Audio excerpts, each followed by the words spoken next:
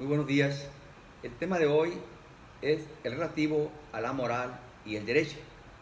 ¿Qué significa? Que hablaremos de la norma jurídica, sus características y las características de la norma moral. La norma jurídica pues se caracteriza por ser bilateral, ya que siempre existe una persona facultada para exigir el cumplimiento de la obligación, es recíproca. Por ejemplo, en un contrato de compra-venta, el vendedor exige el pago del precio y el comprador exige la entrega del bien. También la norma jurídica es externa porque regula el comportamiento del individuo en sociedad y no basta que el sujeto piense en cometer un delito, sino que es necesario que lo realice. Por ejemplo, aquel que piensa robar, pues es necesario que lo haga para que se castigue por su conducta. Por otra parte, también tenemos que la norma jurídica es coercible, porque se cumple aún en contra de la voluntad del sujeto, quiera o no.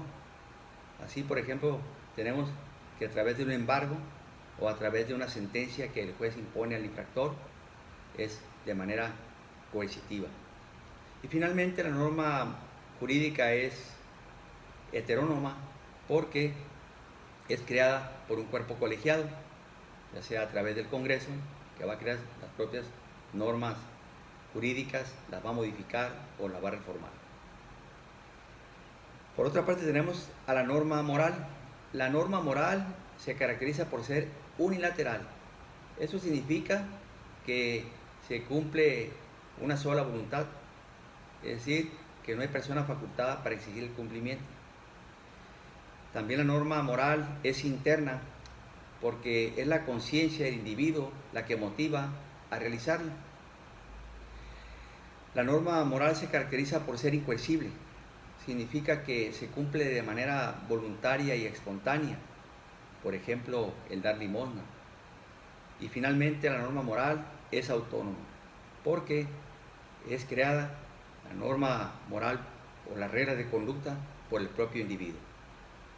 Este tema tiene relevancia sobre todo para el derecho o para cualquier profesionista que se toma en cuenta la ética en la que se tiene que conducir, porque son las propias actividades del individuo que tienden a la realización del bien. Y así tenemos, por ejemplo, frente al cliente, frente a la autoridad o frente a la contraparte. Frente al cliente, pues se tendrá que actuar con lealtad, con veracidad, con responsabilidad. Frente a la autoridad, se tendrá que conducir con rectitud y nunca faltar al lenguaje, tanto verbal o escrito. Frente a la contraparte del colega, también se tendrá que actuar con veracidad y al margen de la ley. Muchas gracias.